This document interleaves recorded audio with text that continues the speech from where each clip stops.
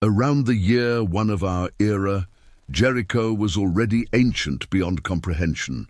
While Rome celebrated the height of its empire and Jerusalem raised the final blocks of the temple renovated by Herodes, this city at the bottom of the Val de Jourdain had already accumulated nearly 10,000 years of continuous human occupation.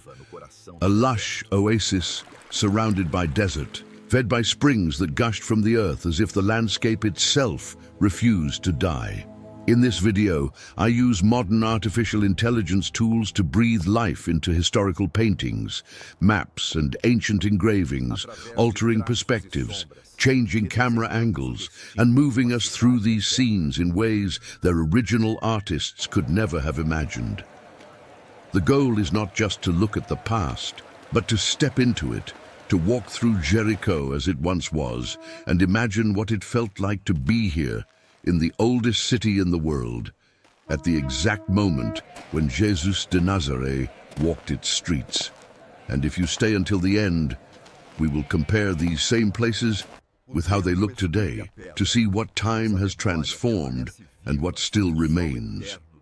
Before we set foot in the Jericho of the time of Jesus, it is worth understanding the weight of the ground we're about to tread upon. The mound, known as Tel es Sultan, located about 2 kilometers north of the modern city center, holds layer upon layer of civilizations that rose and fell on this very spot. The first permanent settlements appeared here around 9,000 years before Christ, when groups of hunter-gatherers decided they no longer needed to move. They built circular mud brick houses, erected stone walls, and raised a cylindrical tower nearly 8 meters high, with an internal staircase, which to this day is considered one of the oldest man-made structures ever discovered. Jericho not only preceded the pyramids of Egypt and Stonehenge by thousands of years, but also witnessed the very birth of agriculture and sedentary life. The reason people chose this place and continued choosing it over millennia has a simple name: water. The spring known as Ain es Sultan, which Jews and Christians call the Fonte de Eliseu, gushed generously at the base of the ancient mound, nourishing everything around it. In biblical tradition, the prophet Eliseu is said to have purified these waters, making them healthy for consumption. Regardless of the legend, the reality is that this spring transformed the desert into a garden. In the time of Jesus, canals and aqueducts built since the Hasmonean period distributed this water across the western plain of the valley, irrigating crops, feeding ceremonial pools, and sustaining the gardens of royal palaces. Without this source, Jericho would be just another strip of dry, forgotten land in the desert of Judea. What made Jericho truly special in the first century was not just its antiquity, but its wealth.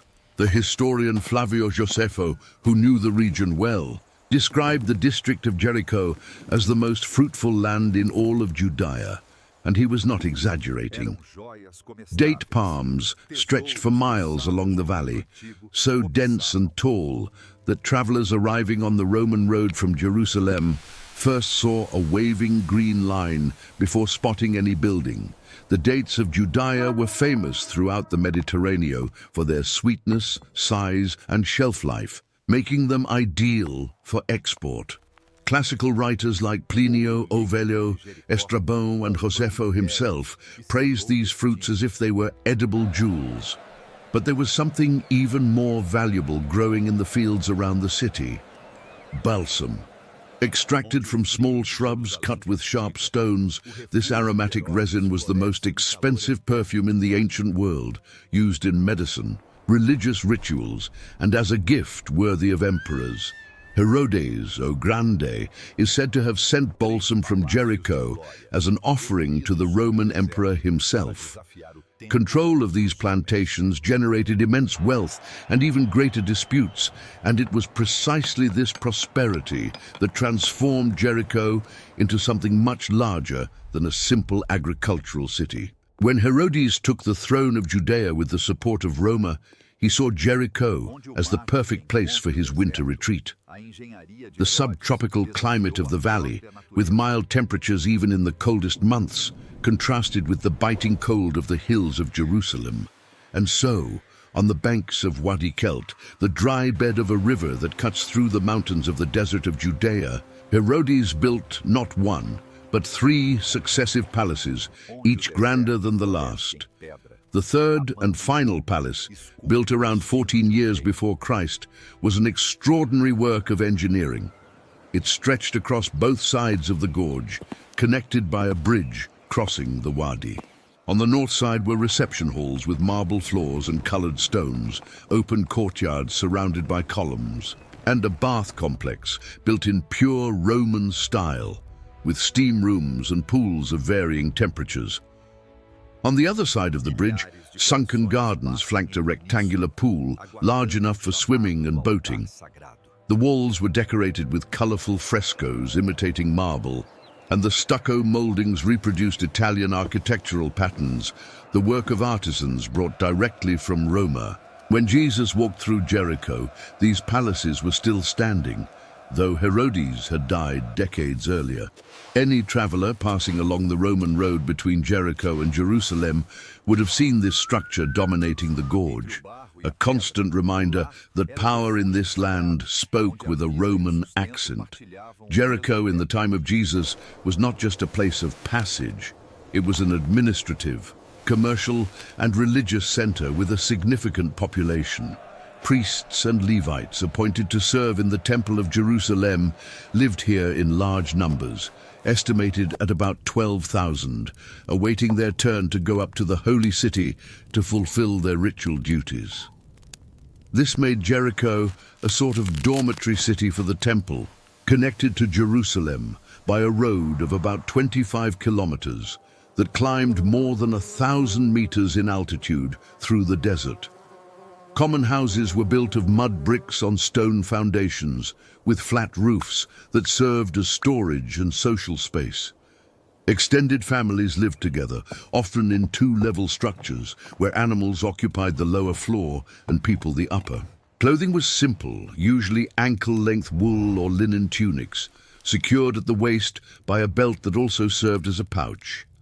Men worked as farmers, craftsmen, or fishermen, while women looked after the home, the kitchen, and memorized the scriptures, although they were forbidden from reading or writing. The diet was modest: wheat or barley bread, seasonal vegetables like lentils, onions, and cucumbers, seasoned with herbs and salt, accompanied by fruit, nuts, honey, and cheese. We know that at least one synagogue existed in Jericho during this period, excavated by archaeologists near the Hasmonean palaces. The structure went through 3 construction phases, with the oldest dating to about 75 years before Christ. It featured a main assembly hall, ritual baths with double communicating basins, and a room that may have served as a study space. In front of the synagogue was a triclinium used for sacred Passover meals. For the Jewish community of Jericho, this was the heart of religious and social life, the place where scriptures were read aloud, where disputes were mediated, and where collective identity was reaffirmed week after week. Jesus would certainly have visited this type of space during his time in the city. The road connecting Jericho to Jerusalem was one of the most important and most feared in the region. It climbed through Wadi Kelt via narrow gorges and desolate landscapes, winding between rocks where bandits hid easily. This was the road described in the parable of the Bom Samaritano, where a traveler was beaten and left by the roadside. It was not fiction. Guard posts discovered by archaeologists along the route confirmed that the danger was real and that some form of protection was necessary. For Galilean pilgrims descending the Vale do Jordão on their way to Jerusalem, avoiding Samaria for religious reasons, Jericho was the last stop before the final ascent. Imagine arriving here after days of travel, finding this lush green oasis in the middle of the desert, and knowing that the next day you would have to face an arduous trek, climbing more than 1,000 meters through dangerous territory to reach the holy city. It was in this setting that trade flourished. Jericho's position at the intersection of trade routes connecting the Mediterranean, the Rio Jordan, and the Arabian Peninsula made it a natural point of exchange. Spices, textiles, precious metals, and above all, the dates and balsam that grew from its own lands passed through here. Where there was wealth in the ancient Middle East, there were tax collectors, and where there were tax collectors, there was resentment. The Roman tax system allowed these collectors to charge more than was due and keep the difference, creating a class of wealthy and universally despised men. In Jericho, where the production and export of balsam generated enormous revenues, the position of chief tax collector was particularly lucrative. This was exactly the position held by a man named Zacchaeus. Accounts say that when Jesus entered Jericho on his way to Jerusalem, crowds gathered to see him. Zacchaeus also wanted to see this man everyone was talking about, but he was short in stature and could not see over the crowd. No one was going to offer him a spot at the front. So he ran ahead and climbed a sycamore fig tree by the roadside.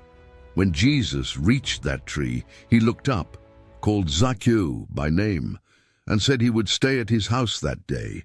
The crowd murmured, indignant that a religious teacher would stay at the house of a sinner. But Zacchaeus, moved by the encounter, declared he would give half of his possessions to the poor and pay back 4 times what he had stolen from anyone. It is one of the most striking episodes in the Gospels, and it happened here, in this city of palms and balsam, among merchants, priests, and pilgrims. Today, in the center of Jericho, a centuries-old sycamore tree is identified by tradition as the tree of Zacchaeus. It stands within the grounds of the Museo Russo, in a square named after the tree, and continues to attract pilgrims and visitors who want to touch something that connects the present to that story. About 3 kilometers northwest of Jericho, the arid slopes of the desert of Judea rise abruptly, and on one of these rocky escarpments, more than 300 meters above sea level, is the Monte da Tentação. Christian tradition identifies this place as the spot where Jesus, after his baptism in the Rio Jordan, fasted for 40 days and 40 nights and was tempted by the devil. Natural caves dot the mountain face, and since the early centuries of Christianity, monks and hermits have made them their prayer cells. In the 6th century, the Byzantines built a monastery around the cave where tradition places Jesus' fast. The Crusaders erected 2 churches on the site, one in the cave and another on the summit, before losing control of the region. The current monastery, belonging to the Patriarcado Grego-Ortodoxo de Jerusalem, was rebuilt in the late 19th century and seems to sprout directly from the rock, defying gravity as it clings to the cliffs. From the top, the view stretches across the entire valley of Jericho, the Rio Jordan, and in the distance, the mountains of Moabe and the waters of the Mar Morto. Also, at the entrance to Jericho by the roadside, the Gospels record another encounter. A blind man sitting and begging heard the crowd passing by and asked what was happening. They told him that Jesus de Nazareth was passing through. He cried out for mercy, and despite being rebuked by the crowd, he persisted until Jesus stopped, asked what he desired, and restored his sight. In places where wealth existed in the ancient Middle East, beggars multiplied, and Jericho, with its palaces and plantations, was no exception. The scene of this blind man at the edge of the road, while the elite passed in their fine robes, captures something essential about life in this city. The brutal coexistence between opulence and helplessness, between the fragrant gardens of the powerful and the dust where the forgotten sat. Now, I want to bring you to the present and show you how these places appear today. Thank you for being here, and if you have suggestions or requests for future cities, please share them in the comments. Let's go. The mound of Tel Es Sultan, where the first inhabitants of Jericho settled more than 10,000 years ago, is today a protected archaeological site. declared a UNESCO World Heritage Site in 2023. The Neolithic tower and the remains of the ancient walls are still visible in the excavation trenches. The Fonte de Eliseu continues to gush beside the mound, now within a protective structure built with Italian support, still fulfilling the same function it has for millennia, giving life to the desert. The winter palaces of Herodes on the banks of Wadi Kelt exist today as excavated ruins. Visitors can walk among the remains of the reception halls, identify the outlines of the pools and sunken gardens, and imagine the bridge that once crossed the gorge. The bath complex, columns and mosaic fragments still bear witness to the ambition and luxury that once dominated this place. The Monte da Tentação, with the Greek Orthodox monastery clinging to its rocky face, is today accessible by a cable car that departs from the ruins of Tele Sultan and ascends to the monastery level in about 5 minutes.